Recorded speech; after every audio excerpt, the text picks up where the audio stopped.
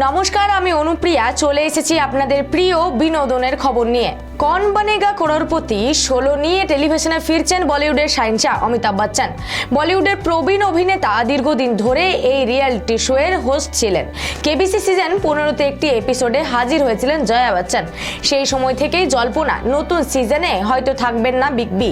সেই সব গুঞ্জন উড়িয়ে দিয়ে সদ্য মুক্তি পেয়েছে কেবিসি সিজন 16র নতুন প্রোমো, যেখানে চেনা ছন্দে ধরা দিয়েছেন বলিউডের অ্যাংরি ইয়াং ম্যান। গত সিজনের শেষ এপিসোডে আবেগপ্রবণ হয়ে পড়েছিলেন মিস্টার বচ্চন।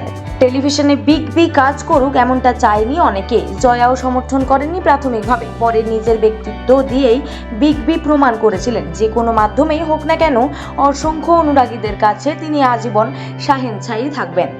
সিজন 16তে তার আগমনে সেই একই রকম ভাবে আপ্লুত অনুরাগীরা। নির্মাতারা জানিয়েছেন যে 26শে এপ্রিল থেকে শুরু হবে কেবিসি। প্রোমো শেয়ার করে নির্মাতারা সোশ্যাল মিডিয়ায় লিখেছেন, আমরা এত ভালোবাসা পেয়েছি যে আমরা আবার ফিরে আসছি।